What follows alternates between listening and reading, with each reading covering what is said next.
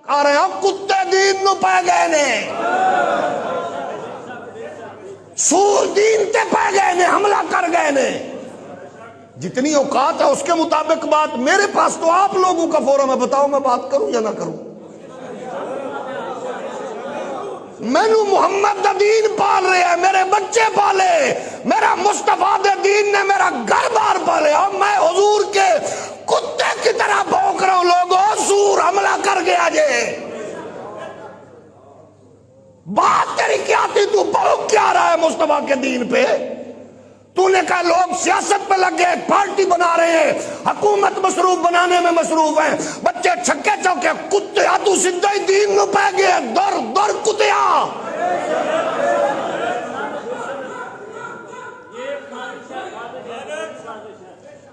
اس سے بڑی بکواس کیا ہے؟ مجھے سمجھائیں مولوی اس کی فیور میں بولنے والے گندگی کے ڈرام، مجھے بتائیں یہ کیا مسئلہ ہے؟ ہم ان پڑھ ہیں، ہمیں سمجھ نہیں آیا، ہمیں بتائیں۔ بات ہو رہی ہے حضور کی توہین پر، اس نے کتاب لکھی، قادیانی نے چھپی جناب نگر میں، اس پہ اس کو سزا ہوئی۔ کہتے ہیں جی لا اکراہ فی الدین، تیرے کو لکی پوچھے موزیا، دین میں جبر نہیں ہے۔ کس نے کس کو مارا؟ انہوں نے پکڑ کے عدالتوں میں دیا، اور تو کہتا جبر نہیں ہے۔ انہوں نے قانون کے حوالے کیا، اور قانون کیا کہتا ہے؟ اور آگے کیا ہوا؟ 5,000 روپے کے ذاتی مچلکے، اور بھی کتنے لوگوں کو 5,000 میں تو نے فیور دی؟ ہمیں یہ نہیں ہے کہ تیرا حق ہے، تیرا حق بنتا ہے 5 پہ دے، فری میں تھے چھوڑ 1 روپے لگا، ہمیں اس پہ بحث نہیں ہے۔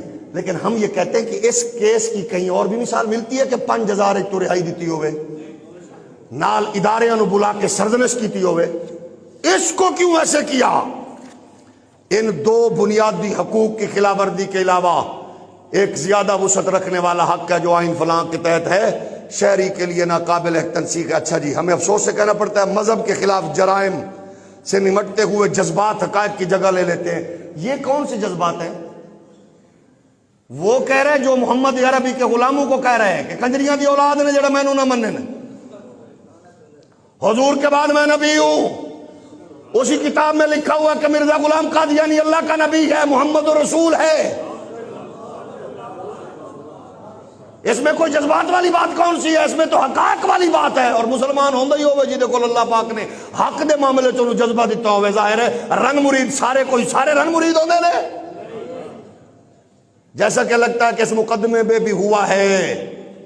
واہ، میں تے حیرانہ کو جو اگر وکیل بیٹھے ہو میں انتے معاف کرنا، اے کتے انہوں اپنی بیٹی دا رشتہ نہیں سو پیش کر دیتا، نال نال تیرے تے تکلیف گزری ہے، تینوں بڑی تکلیف دیتی ہے، چلو انجا کہ میں اپنی بیٹی دیتی ہوئی انہوں بیاہ کے انہوں طلاق لے کے میں تینوں دینا، تو تے گھر رکھن والا ہے۔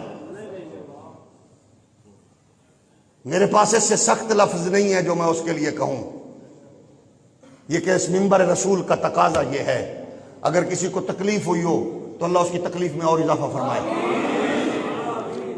اب یہ اندازہ کریں کہ وہ اس میں ایک ممنوعہ کتاب یعنی تفسیر صغیر تقسیم کی ہے، جس پر زیادہ سے زیادہ 6 مہینے کی سزا قید ہو سکتی جا سکتی ہے، ٹھیک ہے جی۔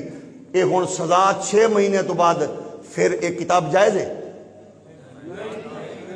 بولیے، اس کے اس عمل پر سزا 6 مہینے بنتی ہے، ٹھیک ہے تیرا حق ہے، 6 مہینے تو بعد کتاب جائز ہے؟ اگر مومنانہ فیصلہ ہوتا تو اس میں لکھتے کیونکہ یہ کتاب غلط لٹریچر کا چربہ ہے اور کیونکہ معاملہ ختم نبوت کا حساس ہے، یقیناً یہ کتاب انہی کتابوں میں سے لکھی گئی ہے، تخریج کر کے چھوٹی کر کے مختصر کر کے، یہ صغیر نام بتا رہا ہے یہ کسی کبیر کا حصہ ہے، کبیر سے نکلی ہے، کیونکہ یہ آگے چل کر فساد کا اور انتشار کا موجب بن سکتی ہے۔ میں اس کا آرڈر دیتا ہوں، اس کی وجہ سے اس کی سزا 6 مہینے بنتی تھی، اس کو چھوڑتا ہوں، اداروں سے کہتا ہوں اس کتاب کو ضبط کیا جائے اس قانون کے تحت جو تب وجود میں آیا۔ میں ویسے وکیل نہیں ہاں لیکن انہیں ایک تو وکیلہ نال بیٹھ کے سنا اس دے وچ کیڑی وکالت والی گل پئی ہے؟ سیدھی سادی بات ہے نا، کتاب تو اس میں غلاظت ہے نا، بندہ چھوڑ دے۔ اور بندے کے بارے میں کیا، آئندہ اگر اس طرح کی کوئی مذموم کبھی حرکت کی تو قانون حرکت میں آئے گا۔ میں ان لوگوں کا شکر گزار ہوں جنہیں تینوں ڈائریکٹ مارن دی بجائے قانون دے حوالے کیتا۔ بات سمجھ آ رہی ہے؟ شکریہ بنتا تھا نا۔ اور ان پولیس والوں کا بھی شکریہ جنہیں تینوں کسٹڈی چ رکھ کے تے تینوں انہاں لوگاں کو بچایا جب تک کہ کیس مسئلہ حل نہیں ہو گیا، تاکہ اداریاں نو بھی پتہ لگدا سانو انج دے بندے کنٹرول کرن تے لوگاں کو بچان تے سانو اگو جج صاحب عدالت شکریہ ادا کر کے سانو عزت دے گی تے تو نکا اہلکار ویکھ کے اگوں نو سور طرح پائے جانا ہے۔ اس کا مطلب کیا ہے کہ کبھی کوئی ایسا معاملہ ہو تو وہ کہے جی کیونکہ سانو تو پتہ ہی نہیں ہے، پولیس تو آگے پیچھے ہٹ گیا، سر تو انہوں پھڑیا تو سانو انہیں پائے جانا اتنے جڑا بیٹھا ہے۔ اس کا رزلٹ کیا نکلے گا کہ کوئی گلی محلے میں مار دے، وہ دا جواب تیرے پیو دینا ہے۔ پھر جی تو کہنا ہے میری بیوی جا رہی سی تے ایئرپورٹ دے تے لوگوں نے کہے تھے نا بھی تیری جائیداد اساں تو نہیں دینی کیونکہ تواڈے ملک کے چنج دے فیصلے ہوندے نے۔ تو اپنی بیوی دا آنا جانا قائم رکھنے واسطے سانو اتنی سزا دے رہے ہیں۔ فیصلے تے تو جو کرنے سن کر لینے کہ ہماری بیویوں کا کوئی ان کا عدالت آتے ہوئے ایئرپورٹس پر ان کو کوئی چیک نہیں کرے گا۔ اور دس صحیح اساں تو انہوں کنی عزت دئیے بغیر تو بھئی جیڑے ٹیکس نالے ملک چلا رہے ہیں اپنے بالاں دا پیٹ کٹ کے توانوں تواڈیاں کرسیاں چلا رہے ہیں کہ تسی سیدھے بہ ہی نہیں سکدے، پچھو ایک بندہ دھکن والا ہوندا ہے، تساں ہاتھ دی کر دیو پھر تواڈے کوٹ پاندے نے پھر اتنے بیٹھ دیو تے توانوں ہور کنا ہے کہ قوم بیچاری دے انہاں دے بچے تے بھوکے مر رہے ہیں، ٹیکس تے توانوں دے رہے ہیں۔ اس ٹیکس پہ پلنے کے بعد اسلامی ریاست کا کام یہی ہے کہ اس کی عدالت میں بیٹھے ہوئے یہ قاضی یہ فیصلہ کرے، لا اکراہ فی الدین۔ اس کا کہیں بنتا ہی نہیں ہے جوڑ، انا نحن نزلنا الذکر و انا لہ لحافظون۔ اس میں کہتا ہے ہر شہری کو اپنے مذہب کی پیروی کرنے کا۔ ہم نے پیروی سے نہیں روکا، ہم نے تشہیر سے روکا۔ آگے کیا کہتا ہے، دیکھ بھال اور اس کو بیان کرنے کا حق، بیان کرنے کا حق اس کو کس نے دیا ہے؟ یہ اسی عدالت کا فیصلہ ہے کہ وہ بیان نہیں کر سکتے، مذہب کا استعمال نہیں کر سکتے۔ ہم کہتے ہیں کہ ہم آئین پاکستان کے ساتھ ہم صرف اتنا کہیں گے، قادیانیوں کے سہولت کاروں پر لعنت۔ ایسے نہیں، ایسے نہیں، ایسے نہیں، ایسے نہیں، ایسے نہیں۔ دشمنان دین کے سہولت کاروں پر لعنت،